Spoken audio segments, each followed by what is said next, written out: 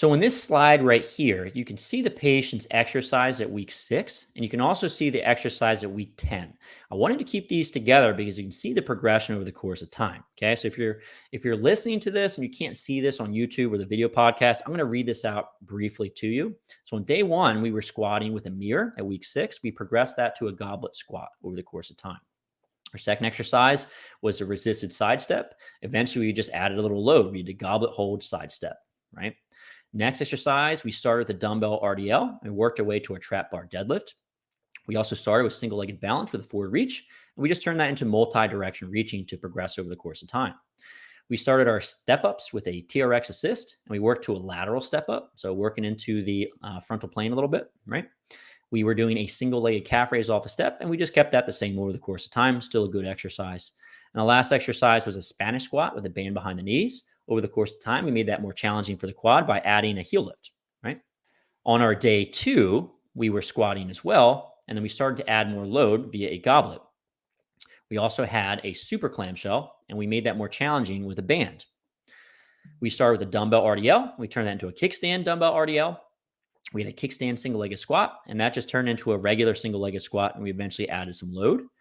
We started with a split squat. We turned that into a reverse lunge. Okay, so increasing the challenge by making this movement more dynamic. We started with a prone hamstring curl. We turned that into a slider hamstring curl, just some more challenging movement. And then we lastly did a heel tap with a knee extension, had a band behind the knee. And over the course of time, you can make that harder just by increasing the amount of elevation for the heel tap or increasing the band tension. Okay. And then lastly, our BFR consisted of Spanish squats, a short step up, a kickstand single-legged deadlift, and calf raises. So here's what I want you to do next, guys. If you enjoyed this video so far, I have an entire course. It's free. It's called the Fitness Pain-Free Mini Course. And we go over 3 lessons. Going to help you take a lot of this information that we went over so far and put it into practice.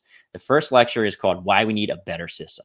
So first and foremost, the way we treat fitness individuals, all right, athletic people in the gym from a physical therapy perspective is pretty much broke, okay? So we need a better system to serve the folks that are in the gym that get hurt, they want to get back to training, all right?